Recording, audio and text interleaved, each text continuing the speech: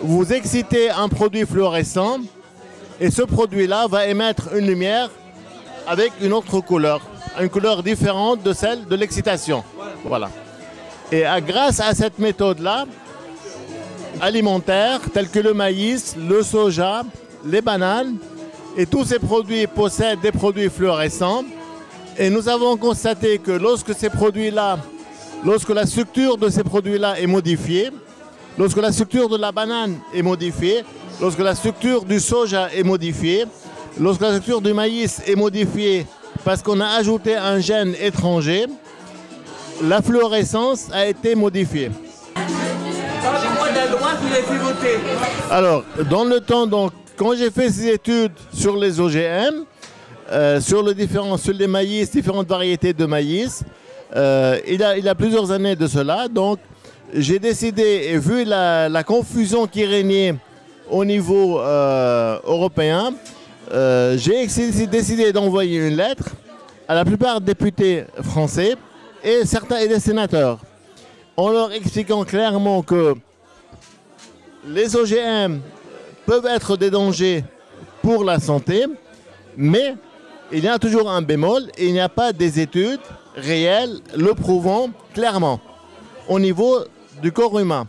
Et donc, ceci dit, il faut néanmoins, tant qu'il n'y a pas d'épreuves claires et nettes et tangibles concernant l'intérêt d'introduire un OGM dans nos assiettes, il ne faut pas le faire.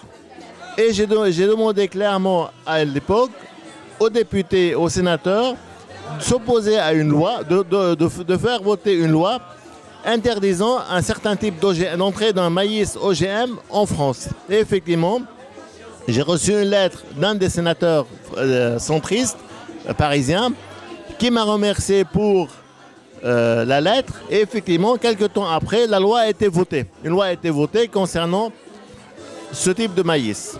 Voilà. Et il faut que la France continue à s'opposer à introduire n'importe quoi, n'importe quel type d'OGM, surtout quand l'OGM ne sert à pas grand-chose. Voilà. Tant qu'il n'y a pas des études scientifiques sérieuses prouvant l'intérêt de ce corps-là. Pardon ? Un OGM qui sert à pas grand-chose, c'est quoi? Alors, un OGM qui sert à pas grand-chose, c'est-à-dire il ne va pas améliorer la santé des gens. Voilà. Mais un OGM, mais ne sachant pas ce qu'il peut faire sur la santé, ce n'est pas une bonne idée de l'autoriser. Voilà. Même si il y a des études, certes, sur certains OGM, certains maïs, par exemple, au point de vue écologique, leur intérêt du point de vue contre tel ou tel papillon, tel ou tel virus qui tue certains papillons, par exemple, mais tant mieux, n'empêche que beaucoup d'OGM, beaucoup de corps qui sont fabriqués, on ne voit pas leur intérêt du point de vue santé humaine.